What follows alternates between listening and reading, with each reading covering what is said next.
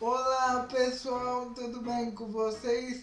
O Diário do Caio Henrique quer convidar vocês a assistirem mais um conteúdo de entrevista para o programa Missão Educar. Então vamos nessa, roda a vinheta.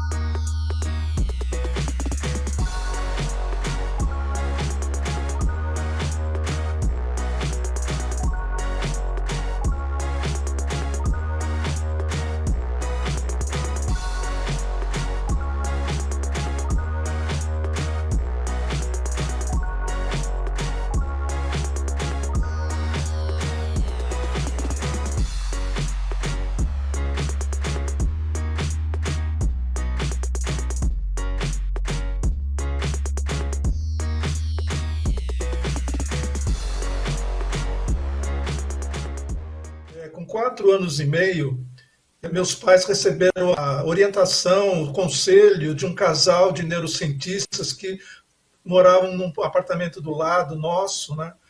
E eles, vendo a minha atuação, um menino solitário, filho único, um menino bastante recluso, assim, tímido, eu era muito tímido e introvertido, só que eu tinha algumas habilidades, né?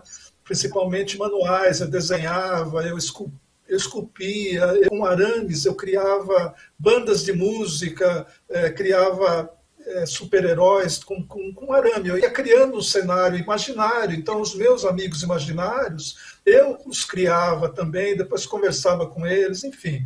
E isso daí chamou a atenção desse casal e eles falaram, olha, esse menino precisa estudar arte, precisa ir para o desenho. O meu pai foi desenhista arquitetônico, então, obviamente, eu puxei esse lado. Meu pai foi inventor, ele criou. Então, essa curiosidade natural, eu sei que eu trouxe do meu pai, só que eu era muito tímido, né? E aí que começou uma consciência, uma tênue consciência do que eu estava fazendo no mundo, mas a consciência maior aconteceu de uma forma assim, escondida, na verdade, né? Porque na alfabetização, com 5, 6 anos, eu já lia. E aí eu descobri, o meu pai tinha costume de juntar enciclopédias, naquela época se comprava muito enciclopédias, né? Então tinha a enciclopédia Barça, né? Era uma época muito interessante, livreira, né? E meu pai tinha várias coleções e uma delas, a que mais me chamou a atenção, era uma coleção de Freud. Eram 21, 23 livros de Freud e que ele mantinha na estante e tal. E de repente aquilo me interessou e eu comecei a folhear e tal. E aí me proibiram, né? Meu pai e minha mãe não queriam que eu lesse.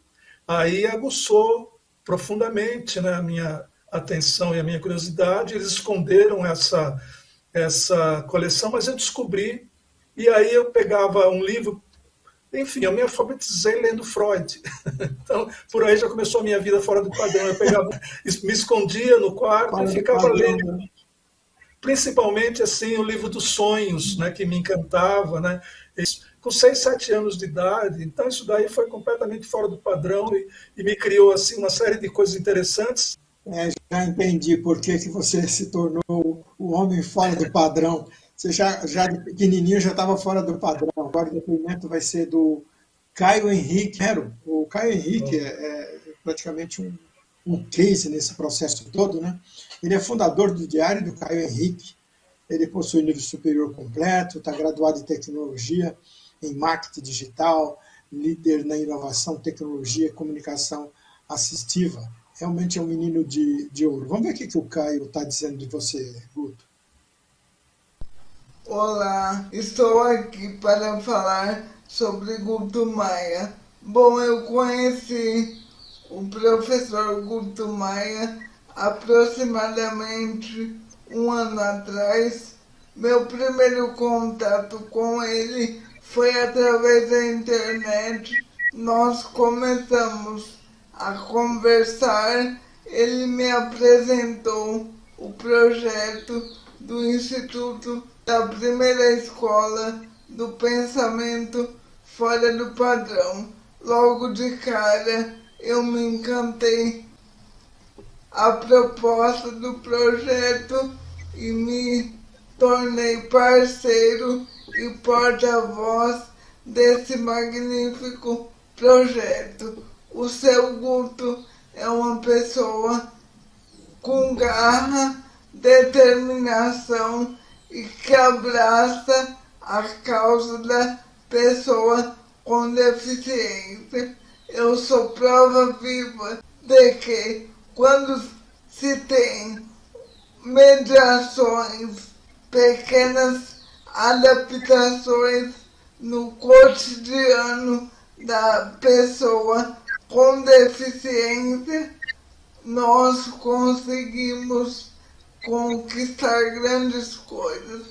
E uma coisa muito marcante na minha vida profissional, em parceria com o projeto do NESA, o Núcleo de Ensino Superior Adaptado, foi que eu lancei meu primeiro livro escrito, um sonho que se tornou realidade.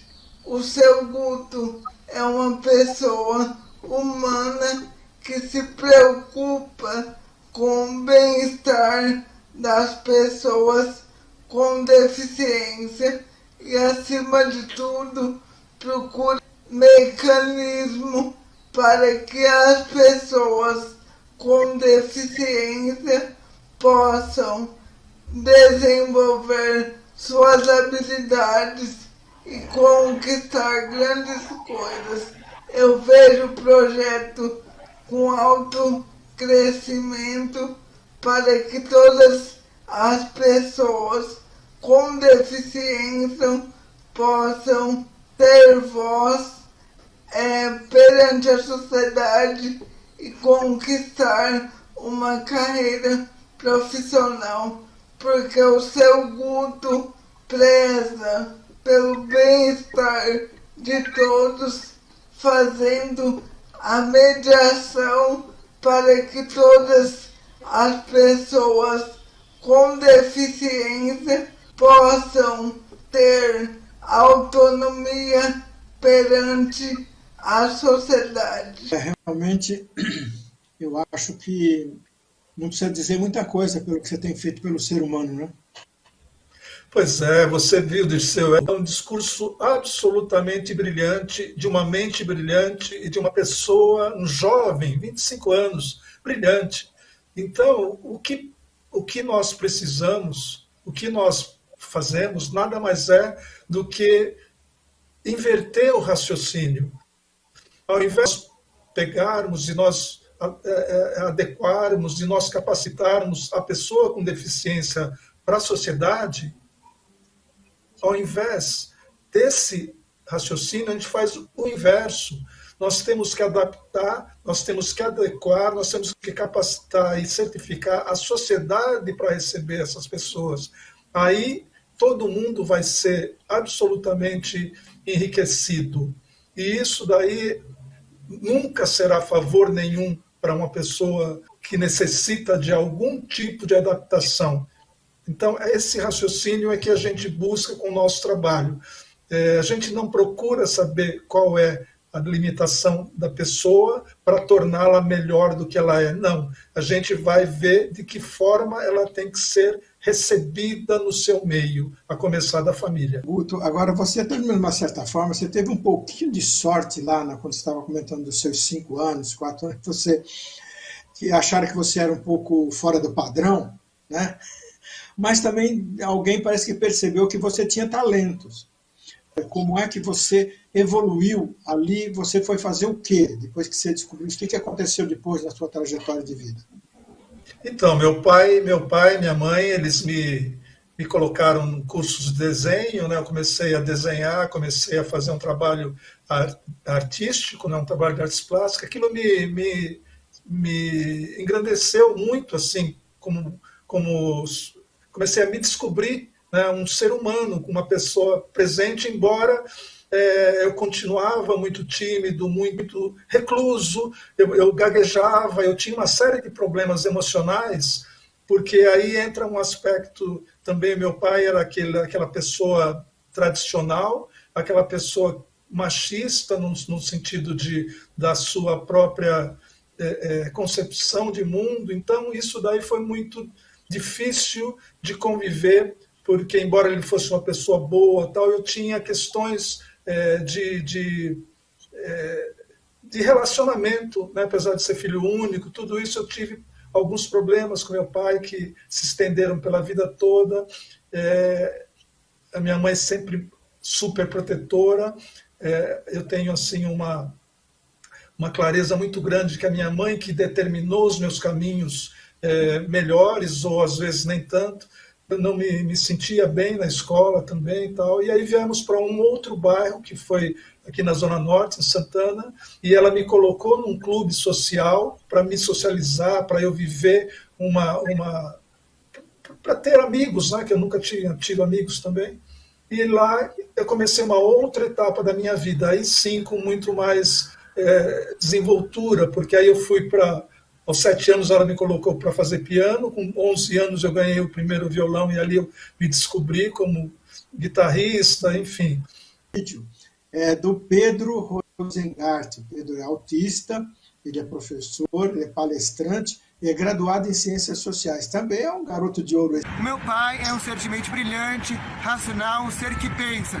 Estamos desenvolvendo NESA e fundando a primeira escola do pensamento fora do padrão. Ensino por outro caminho, que visa ajudar as pessoas com deficiência.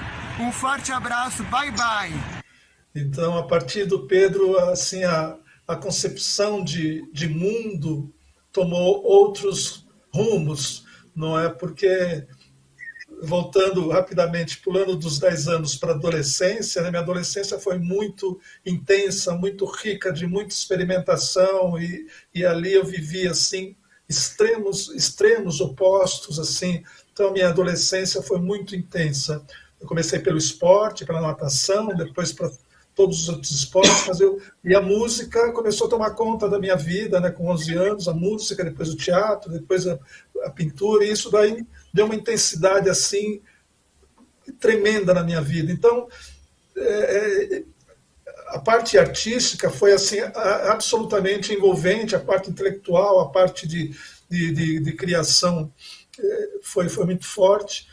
Então, até o Pedro nascer, eu tive uma vida extremamente de aventura mesmo, né? Fiz muita gente sofrer, inclusive meus filhos, os filhos mais velhos também, porque a minha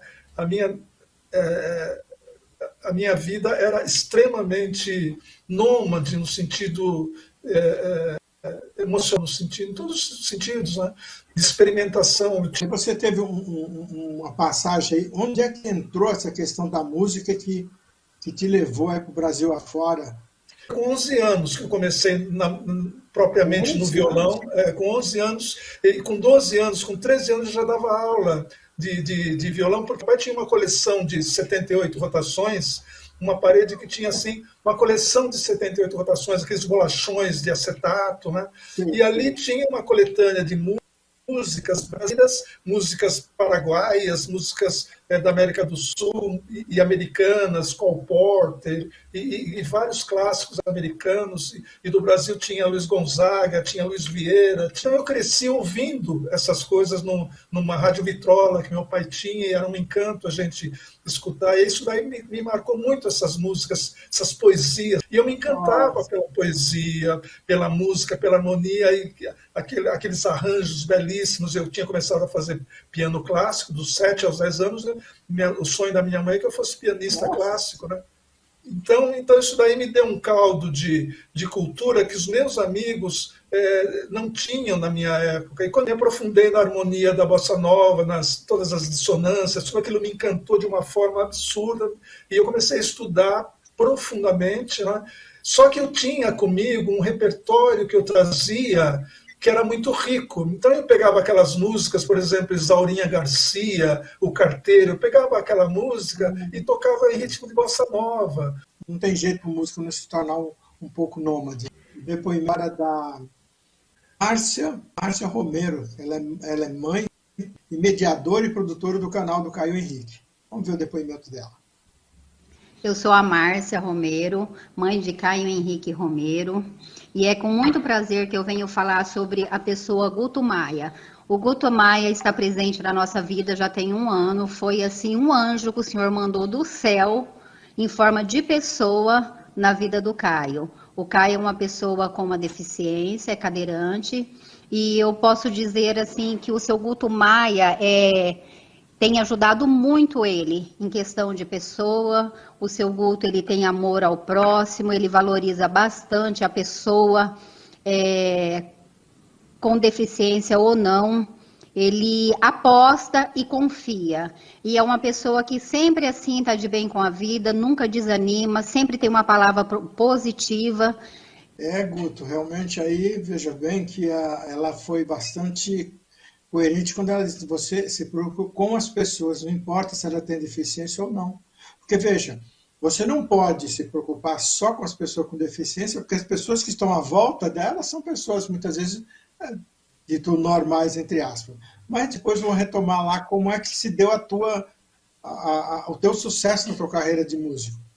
Dirceu, uma coisa que eu acredito absolutamente, com muitíssima convicção, eu tenho certeza disso, que a maternidade, que é a maior força do universo, eu falo porque eu acompanhei e eu acompanho há 23 anos, sobretudo uma mãe, né? Eu convivo com uma mãe de pessoa com deficiência dia e noite, 24 horas por dia, e eu posso assegurar que as noites, sobretudo as madrugadas das pessoas, das mães com pessoa com deficiência, são absolutamente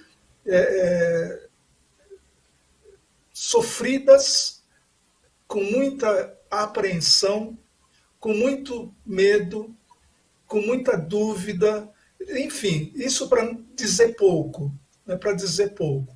Então, eu vejo a minha mãe, o que ela sofreu depois que ela se tornou cadeirante. A minha mãe era uma pessoa brilhante, era uma líder, era uma pessoa que ajudava a família toda, fazia tudo pela família toda. No momento que ela teve um AVC, que ela ficou cadeirante, as pessoas se afastaram. Ela se tornou mais solitária, com meu pai, que era alcoólatra, né? E meu pai, no seu alcoolismo, ele piorou a partir do momento que ela se tornou cadeirante. Então você imagina, e eu vivi isso de dentro, profundamente. Então eu sei o que uma mãe significa nesse universo, sendo que ela é uma força poderosa, a maternidade é muito poderosa. Então, a mãe do Caio, para mim, é uma representação viva, é a representação viva, não preciso dar muitos detalhes do que significa a maternidade, que vai ajudar a reabilitação do mundo. Está em escombros e vai haver uma reconstrução. Só que quem vive na deficiência, quem convive com a deficiência, só que quem vive nesse dia a dia vai continuar. A Márcia, por exemplo, a vida dela, ela, com a pandemia, se transformou pouco e vai se transformar nada depois da pandemia. Então, isso faz toda a diferença. Depois que você atingiu a tua adolescência, como é que foi o auge de você como músico? Então, eu tive uma carreira muito, muito emocionante, assim. Eu tive uma convivência muito grande, porque eu comecei precocemente também, com 15 anos, a tocar, formar a primeira banda de rock, né? A gente se inspirava muito em Beatles, em The Brooks, a primeira banda que eu tive. Depois tive uma outra de música brasileira, que era Zona Franca, com amigos. Eu tinha 16 anos, eu tinha uma autorização dos meus pais para poder frequentar esses bares que tinham música ao vivo, porque eu já recebi convites para ir começar a tocar profissionalmente. Com 16 anos eu comecei no bar Sem Nome, que é ali, e ali eu comecei, e era uma festa toda noite, era uma festa todas as noites, e no palco se revezavam assim, pessoas que depois foram se tornando cada vez mais celebridades, né? Participei dos festivais, cheguei a ganhar também festivais, enfim, eu tive parceiros muito interessantes, convivi com gente muito boa, assim, que a gente tinha uma relação muito de irmãos, assim, muito forte, né? Então isso daí me deu uma convivência com a realidade cultural do Brasil de uma forma muito pelos bastidores mesmo, porque eu sempre fui artista, em 68. Ela é cantora e reflexologista podal, formada em licenciatura artística pela Faculdade de Belas Artes de São Paulo, cantou na dupla com o Gugu Maia durante 25 anos no Duo Brasil. Vamos ouvir, então, o depoimento dela. O Guto é uma pessoa, assim, muito admirável. A gente vive junto há 27 anos e o que muito me chama a atenção nele é assim, a dedicação que ele tem quando ele resolve fazer alguma coisa. É uma coisa assim, que não tem limites. E atualmente isso se dá com a causa da pessoa com deficiência, a qual ele se dedica assim, integralmente. É uma coisa assim, impressionante. E além disso, ele ama muito o ser humano, né? Ele tem um respeito assim com as pessoas em geral muito interessante. 5 anos nós cantamos, foi assim muito rico. Você imagina que nós trabalhávamos diariamente, convivíamos diariamente, e posso sim afirmar sem nenhum tipo de favor, a Rossana é a pessoa mais digna intelectualmente que eu conheci.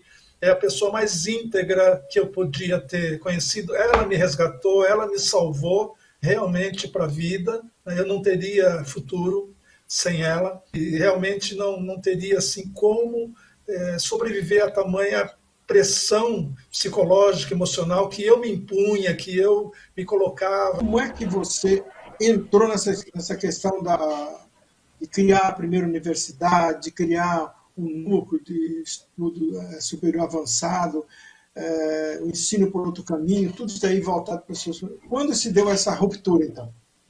Então, a ruptura ela veio muito em função da pandemia, né? Mas esse projeto já vinha amadurecido, já vinha desde a minha infância, porque eu tinha assim, a verve, né? Eu tinha a intenção de ser um cientista. Então, a paixão que eu tinha pela ciência, pelo cientista criador, pela coisa do investigador, do curioso, isso me dominou a vida toda. Então, é por isso que eu tinha tanta instabilidade em todos os sentidos, porque nada me satisfazia. Eu fazia algo até aprender bem, até ser reconhecido, e dali para frente aquilo já me desinteressava, porque eu queria mais, eu queria mais, eu queria mais. Então essa curiosidade científica me dominava e meu sonho era ser um cientista. Isso eu já tinha comigo. Outra coisa que eu tinha, assim, essa história toda eu ia contar muito adiante, eu ia me tornar realmente essa pessoa mais adiante, mas a pandemia antecipou, né? Então, na 2020, nós tínhamos, o Pedro e eu, já toda uma agenda, mas aí, com a pandemia, a gente perdeu todo o chão, perdeu o nosso trabalho, perdeu os nossos alunos, perdeu tudo. Nós perdemos tudo, realmente. Aí, 2021 foi um ano de depressão, assim, uns 6 meses de depressão, começo da pandemia, né? O medo de morrer, o medo da situação toda que havia, não é?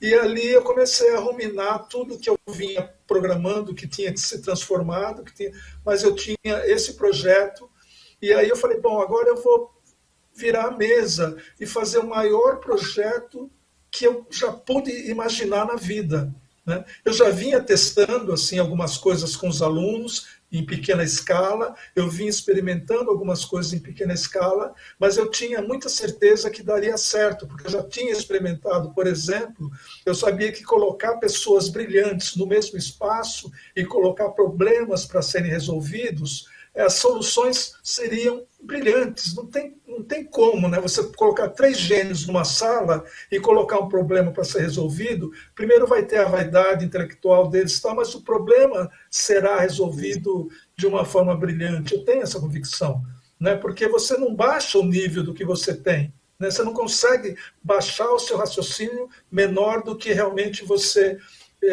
tem de qualidade, então a sua qualidade vai prevalecer.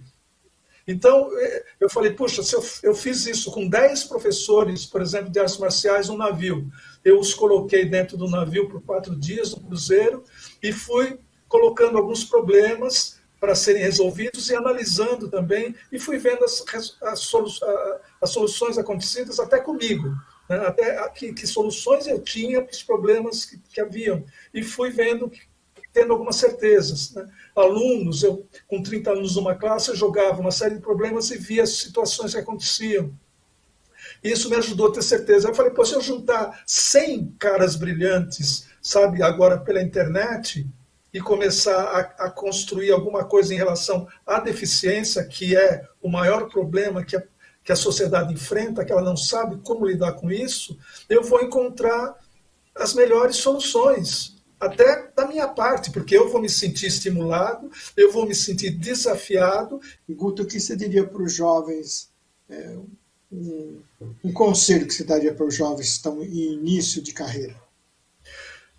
Eu diria o seguinte, reconheça as melhores competências em si.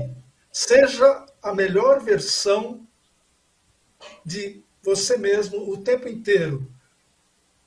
Isso é uma verdade intelectual que a gente desenvolve, que acaba tendo um processo de autorrespeito, de autoestima e de se perdoar também, de se reconhecer como uma pessoa frágil. Então, quando a gente se respeita nas suas limitações, a gente começa a entender o que significa a deficiência no outro também.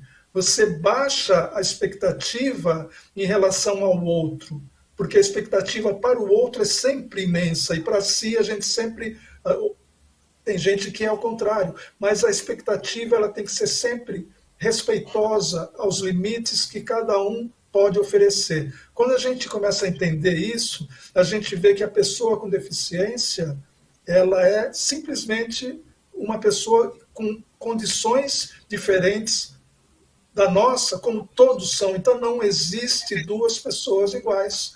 Eu bati um papo aqui com o Guto Maia, um grande pesquisador, um grande ser humano, que mostrou um pouquinho da sua trajetória, mas a gente pode ver que realmente aí houve uma série de coisas onde se conclui por que ele criou o termo fora do padrão, porque ele já nasceu fora do padrão, seguiu a sua trajetória quase todas fora do padrão e continuou fora do padrão. Guto, eu te agradeço bastante a sua presença, a sua participação no programa Missão Educar.